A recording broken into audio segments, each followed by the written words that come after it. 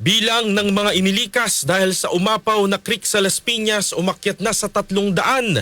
Sanggol, patay matapos namang malunod sa baha. Kasama natin sa balita si Radyoman Chill Emprido. Chill.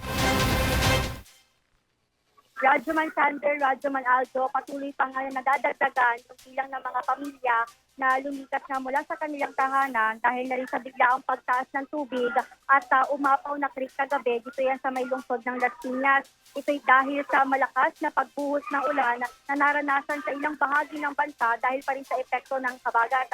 Sa panayam ng RMN Manila, sa opisyal ng Barangay Pamplona 3 na si Josie Causa, aminado silang biglaan yung nangyaring pag-apaw ng creek kung kaya naging pahirapan yung paglilikas sa ilang residente na naapektuhan at nakatira mismo sa gilid ng creek. Narito ang kanyang pahayag. Mabilis ang pagtaas ng tubig. Ako din nabigla kasi ako nasa kwarto. Pag nasa kwarto na talaga hindi ko na maano. Tapos dumating ang anak ko, Mami, baha na ang Ocampo. Buti nakadaan pa kasi mababa lang naman yung sasakyan namin.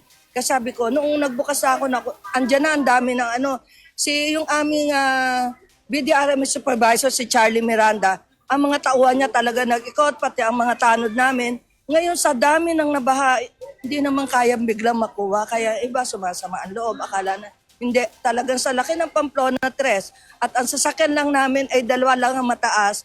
Paano maiikutan niya? Siyempre, kaya ngayon yung tao, akala nila ulan lang na hindi naman. Kaya hindi rin sila nakaalis kaagad din sa kanilang bahay.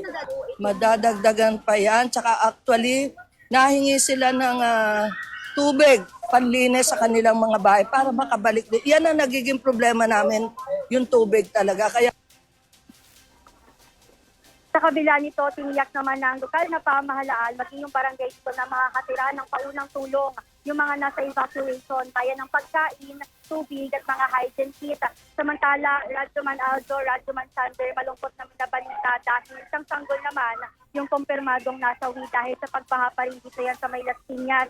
Sa report, naglalakad umano yung ina ng sanggol nang bigla itong madulas at mabitawan yung bitbit na bata na agad namang kinangay rin ng tubig.